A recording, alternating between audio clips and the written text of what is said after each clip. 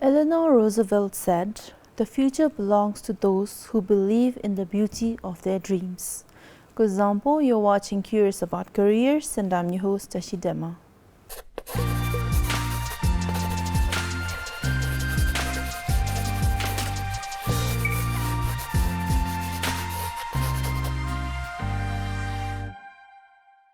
With rapid socio-economic development, urbanization and increase in population, Bhutan is seeing an increase in solid waste generation.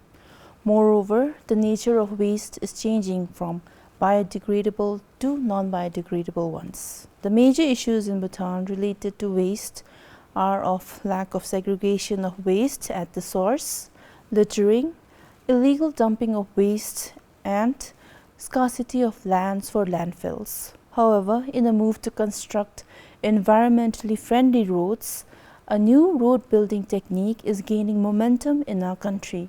Let's get to know more about that and the man behind this ingenious initiative. We have Mr. 𝗙𝗂𝗿𝗶𝗂𝗲 here, and I would like to thank him for taking out the time. So please tell us a little bit more about yourself and your company. Thank you so much for having me here today. So my name is 𝗙𝗂𝗿𝗶𝗂𝗲. I am currently the founder and managing director of the company called Green Road. We officially established this company in the year 2014, so we'll be celebrating our 8th foundation day this year. The idea actually was conceived almost 15 years ago when I was in college in south of India. And it was in the year 2005 that I happened to come across this technology of using waste plastic. And immediately I kind of fell in love with the technology and decided that this is something that I'd like to do when I go back to Bhutan.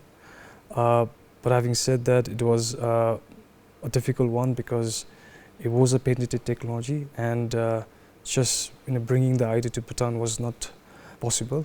And I spent almost 3 years actually working on this idea, even after I finished my college.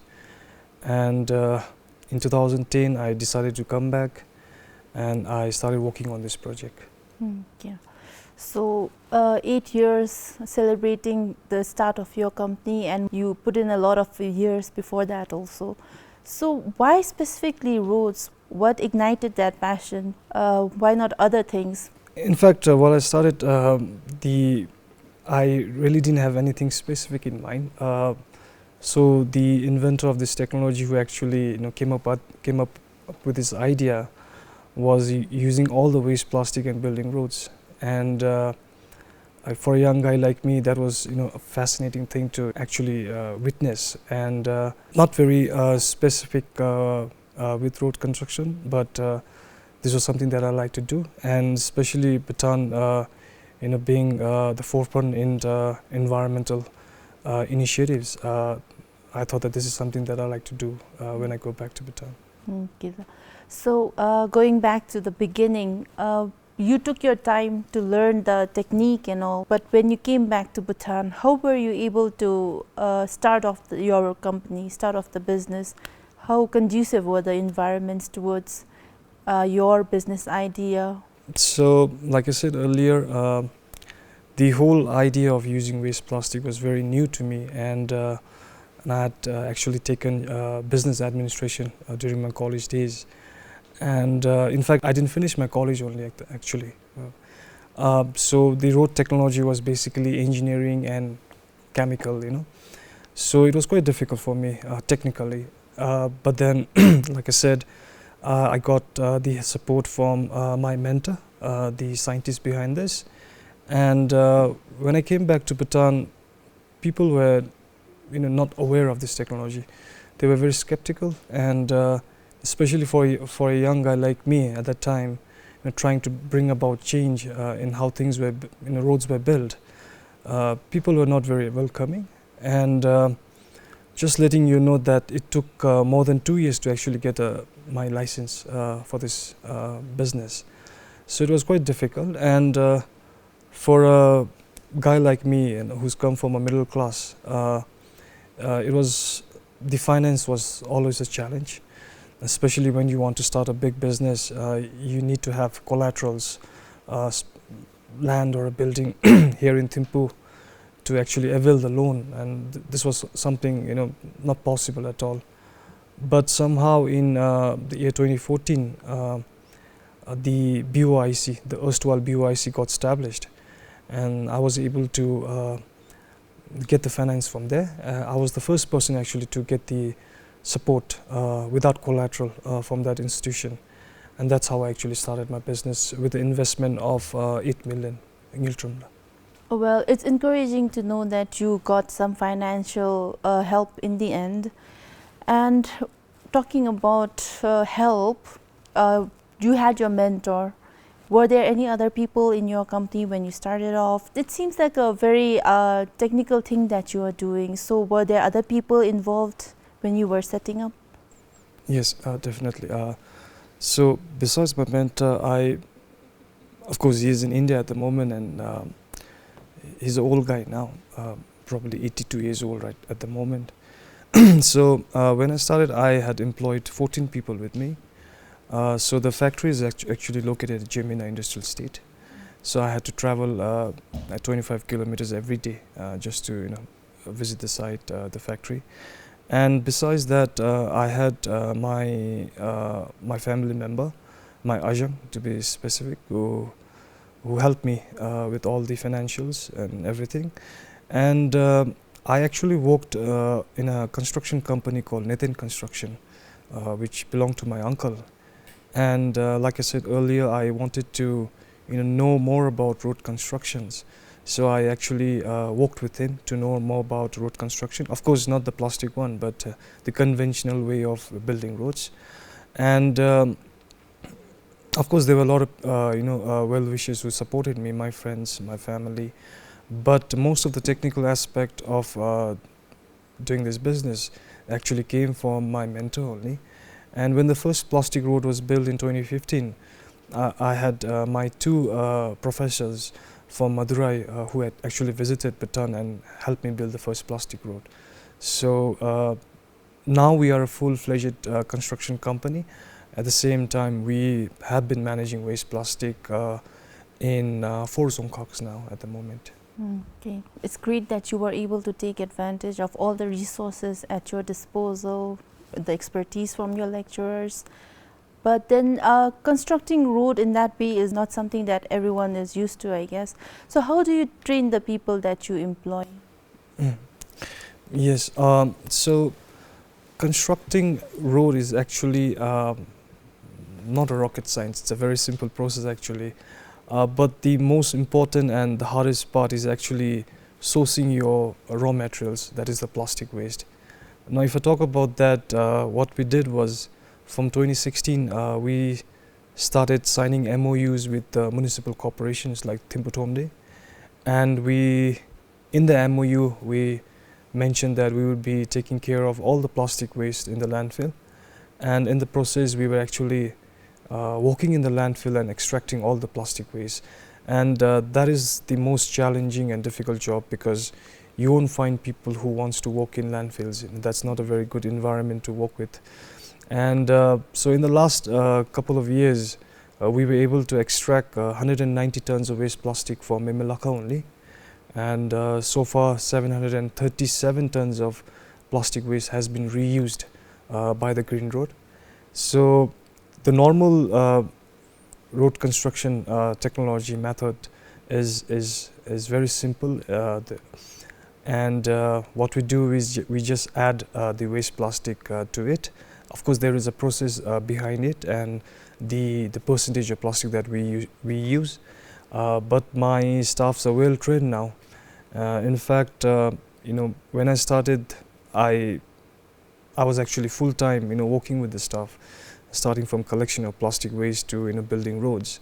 But now we have a very good people working in the company, so I really don't have to be there every day working with them. They know their job, and then it's a very simple process. I mean, it's not very complicated. Yeah. I think one of the great features of a good leader is that when they are able to make every part function well, then the whole machine, it functions well. So I see one of those qualities in you. Yes, thank you. And talking about waste collection and everything, I want to ask you, what is the exact process? You already mentioned that you collect waste from landfills. So what is the next step? I'll just like to share a fact with you. So in the year 2016, we were actually working close with 𝗙𝗶𝗿 and 𝗖𝗂𝗿𝗶 in mitigating waste issues in the country, especially with the 𝗘𝗶𝗏𝗂𝗏 one. So the first time I visited 𝗘𝗶𝗏𝗂𝗏 was in the year 2007, and it was probably about 2.5 stories high, the waste accumulated. And that landfill is there for the last 33 years now. And if you visit now, probably the landfill is about 16-17 stories high. You can actually see the landfill from 𝗘𝗽𝗶𝗏𝗏 when you come towards Thimphu. And probably 1 year or 2 years ago, you were not able to see the landfill. So that is the amount of waste that has been accumulated. And if I talk about plastic only, in the last 33 years, even if you have dumped 1 ton of plastic every day, you probably have around 12,000 tons of waste plastic just lying in the landfill. So in 2016, 𝗖𝗂𝗿𝗏 told us that probably the landfill has to be now expanded by another 40-45 acres. That means that you probably had to cut down the trees and then expand the land. So what we did was, me and my friends, 𝗔𝗂𝗶𝗶𝗂𝗏, what we did was we tried to extract all the recyclables. I started extracting all the carry bags, wrapper, the packaging materials, and my friend, he extracted all the PET bottles, the cardboards, the metals, etc. that has some value in it. And in the process, 𝗔𝗂𝗏 was able to extract 190 tons of waste plastic. And we did a survey. For every ton of plastic we were extracting from the landfill, we were creating 7 cubic meters of space, which means that we were creating space for other biodegradable waste to be done there. And now we can proudly say that the lifespan of the landfill has been expanded for another 10 years. We were actually given 2 years in 2016 that the landfill would be full. But now with the initiative that we have brought in, we were able to actually mitigate a lot of issues. So the process is basically extracting plastics, and then we take it to Jimina, where the factory is, and we try to segregate the plastics, and then after that we don't have to clean the plastic as such, and we shred it with the shredding machine at the size between 2 to 4 mm, and after that it is packaged, and wherever there is road construction, black topping, we take the materials there, and then it's an on-site process. So it's a very simple process. Yeah. Wow, that's amazing to know. We don't even have 16-storied buildings here, even in the capital. So it becomes very unreasonable to have that much amount of waste. I guess you use any kind of plastic for recycling? No, actually. So there are 7 different kinds of plastic. We don't use PET bottles in the road construction. We use plastics that are basically extracted from the fossil fuel. Of course, everything comes from fossil fuel, your diesel, petrol, your paraffin, and there's a substance that is actually extracted from fossil fuel called naphtha, and then from there we get the plastics, various kinds of plastics, and these carry bags, the wrappers, the packaging materials, these are basically plastics that are categorized as hydrocarbons. And in the technology of using waste plastic, we just reverse the process. So basically the plastic that we use in road constructions are your asphalt only, the bitumen only. So not all plastics are used, they have their own physical properties, and there is this term called thermogravimetric analysis, which is of course very in a sense too detailed, but we don't use all kinds of plastic. We are very specific, what we use. So there might be a lot of people who would want to go take the greener road. So do you have any drop-off centers where they can drop off their plastic waste? So when we started way back in 2015, what we did was, of course, BBS was too expensive to actually advertise materials of awareness to people. So what we did was we actually printed small papers and distributed to all the households in Thimphu. And basically we were getting our plastics from landfill, but from 2019 we actually stopped because our employees were actually getting sick working in the landfill, and we didn't want that to happen. So we actually stopped collecting plastics from landfill.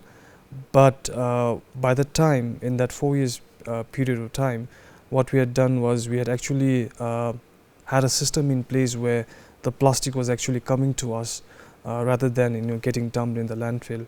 So one initiative was, during that 2018 and 19, there was a lot of construction boom happening in Thimphu. A lot of houses were being built, and a lot of cement bags were actually produced, the waste cement bags.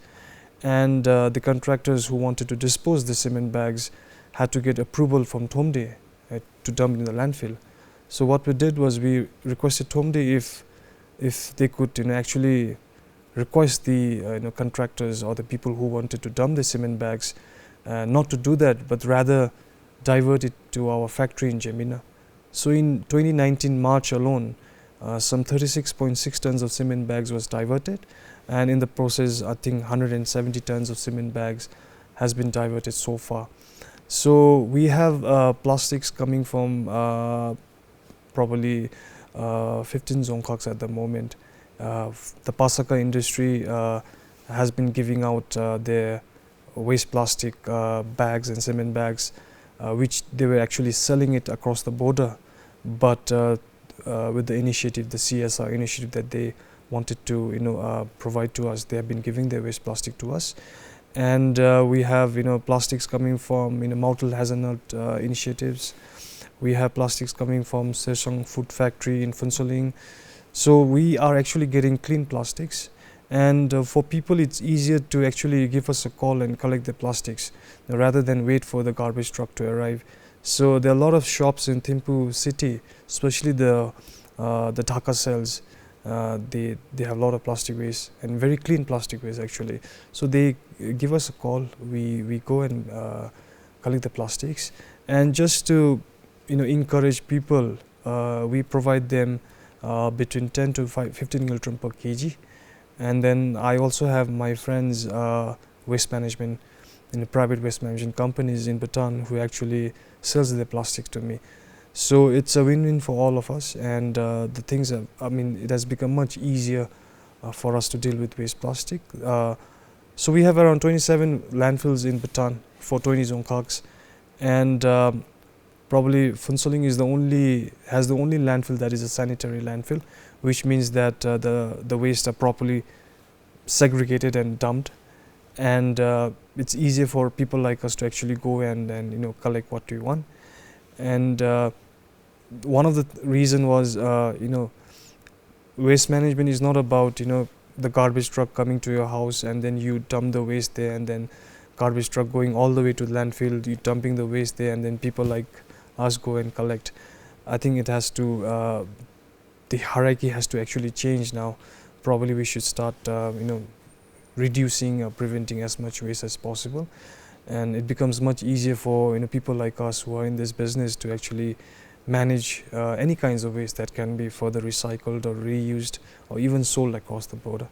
Now, well, it's a great initiative that you have taken, personally going out to people, reaching out to people, asking them to segregate their waste and then compensating them for their waste. So it seems like, right now things are doing well, but then I'm sure that the pandemic might have affected you, or you might have faced other challenges in 8 to 9 years that you've been working.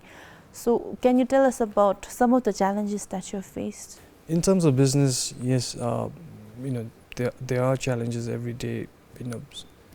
One of the, I think, major or common challenges that we faced in the waste management sector is, it's very difficult to retain people. Of course, people think that, not people think that, but waste is not a lucrative business at all actually, especially when you're working on waste and you don't have the right technology to, to solve the waste issues in the country. So that has been a very common challenge for all the private waste entrepreneurs. In general, like I said earlier, for a middle-class guy like myself, who's trying to really dream big and then bring about change, it's difficult because even though I want to expand my business, there are limitations. The first thing is finance, of course. Of course, the business is doing well, and then you really want to take the business to other 𝗂𝗏𝗏𝗏𝗏. You need to have a good amount of investment to be done, but the banks are not very keen to give out loans without collateral. So that has been also a challenge for, I think I speak on behalf of all the waste entrepreneurs. That is a challenge. And the other challenge could be working with the government agencies. There are the policies that is being reviewed, changed or altered, new governments coming in. So these are challenges that we come across. But having said that, I think personally I took up this initiative, and then I really want to stick to it because I think nothing comes very easy.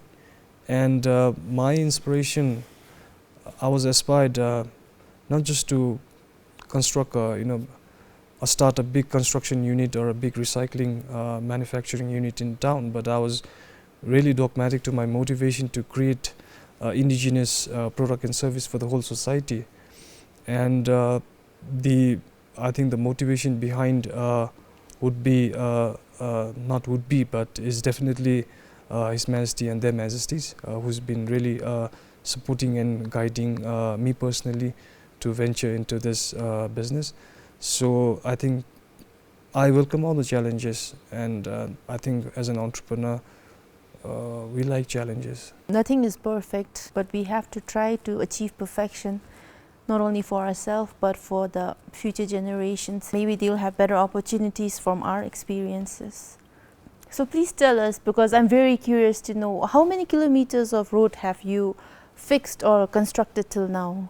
So the first road was built in the year 2015, October 5th.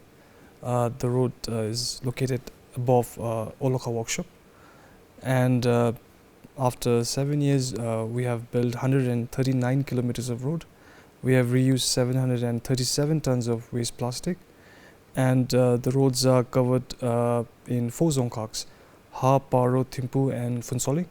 So were there any challenges that you faced while constructing road or fixing roads in those 𝗂𝗏𝗏𝗏𝗏𝗏? And what are the advantages of fixing roads or building roads using plastics? Initially it was quite challenging, because when you're taking over the whole project and then have to deliver at a certain period of time, that was a challenge. And the whole idea, the principle, was to actually have 100% Bhutanese working in the company. We are proud that we currently have 100% Bhutanese employed. And when I started it, until 2018, what the company was doing was, it was a small industry. Okay, and what we were doing was, we were basically collecting waste plastic and then shredding it and then selling it to the Department of Roads or to the contractors, the private contractors, and then we were helping them use the waste plastic in road construction. And it was not a viable business at all.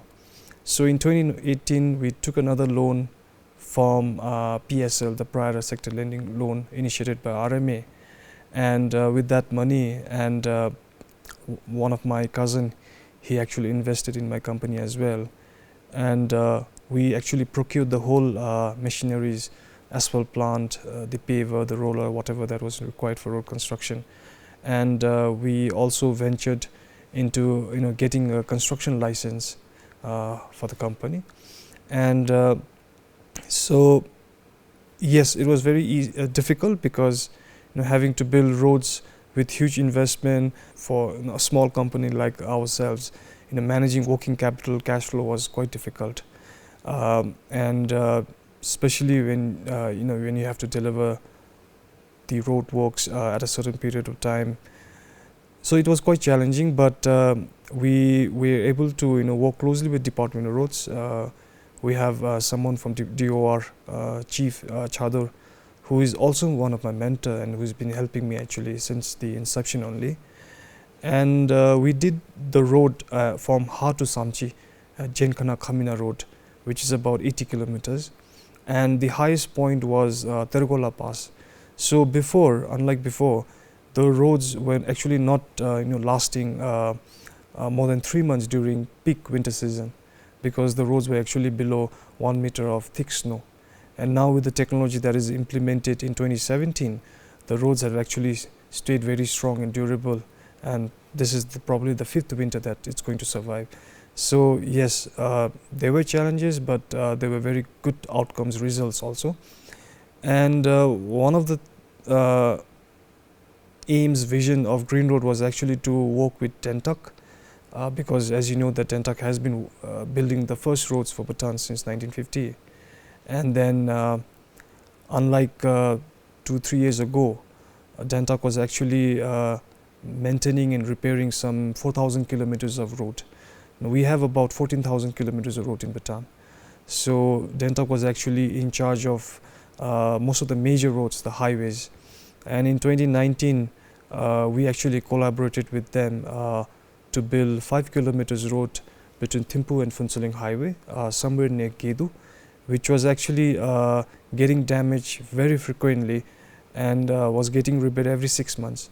And now this is the 3rd year and the road is still intact. We are proud of that. The other thing is,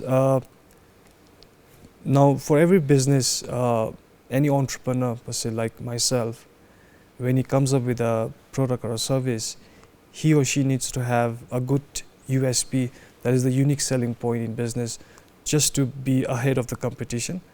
And of course there is no other company in Bhutan that uses waste plastic, but to be in the game and to really have this edge over other contractors, what we do is when we do any work, the government work, the road that is being given us to us, we provide 5 years guarantee to that. Our roads are probably 10% cheaper, and at the same time we use waste plastic.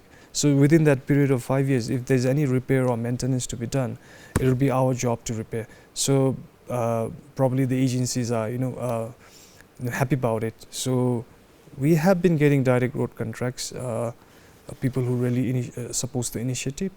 And the good thing is DOR has been supporting. Yesterday we checked out that almost 60-70% of the roads that is currently in the EGP system, the tendering system, more than 70% of the roads have to use compulsory plastic waste in it. So this is something very promising, and then very thoughtful of DOR to really help us, and I really like to thank them. Yes, definitely. If durability and resilience is your selling point, I'm sure you will go far ahead. And talking about going ahead, please tell us about your future plans. Yes. So yes, there are a lot of plans actually. For Green Road, we have already signed MOU with Phuntsholing Thomde since 2019. Because of the pandemic, we were not able to actually really implement some, of course we have done the groundwork, but we really wanted to set up the whole industry down there. And probably in the next couple of months we are really going down and then having the whole setup done. We also want to have all this collection, baling system and shredding unit in other parts of Bhutan as well, and we want to establish this plants in a very strategic location where all the Dzongkhaks can actually, even the 𝗔𝗂𝗏𝗏𝗏𝗏 and the 𝗘𝗶𝗏 label can actually come and sell off their plastic waste, and then a group of youths can actually come together, collect those plastics, shred it, and then sell it to us. So that is the kind of business revenue model that we are looking in. It's not that we would want to go there and then do it ourselves. We want to outsource this process to youths who are not able to get job and work together. Well, that's a great thought that you want to include the youth also in your future plans.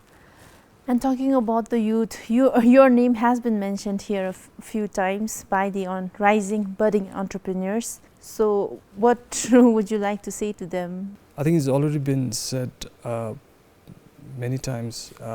In fact, you don't have to really listen to me.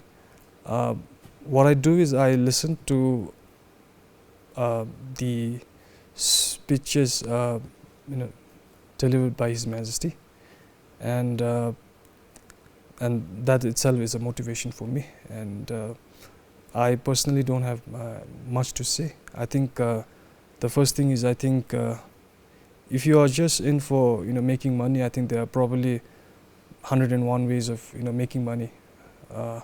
But if you really want to go far and then really want to give back to the community or support one another, I think being humble and walking with humility is, I think, one way to go about. The other thing is, for me, I think what I studied and what I'm actually doing is very different. And of course, I didn't finish my college, like I said in the beginning. But when I built the first plastic road in 2015, immediately the next day I was actually given honorary certificate by my college. So I think when you do good, probably it comes back to you, remember? And so I think it's being very humble, walking with humility, and I think the first thing is to really educate yourself on what you're actually trying to do. Not every, it doesn't matter whether your business idea is too small or too big, and even if it's so great, and if you're not able to implement it well, then it's useless. So I think start humble, start small. I think it'll take you very far in life. So do something you love, be good at it, and look up to inspiring people. That's the message that we take from you. Thank you, Mr. Rakesh, for being on the show, and it was a pleasure to have you here. Thank you so much for having me. And to all our viewers who want to become environment friendly, socially responsible, and play a part in proper waste management, you can contact the Green Road on this number. Thank you for watching.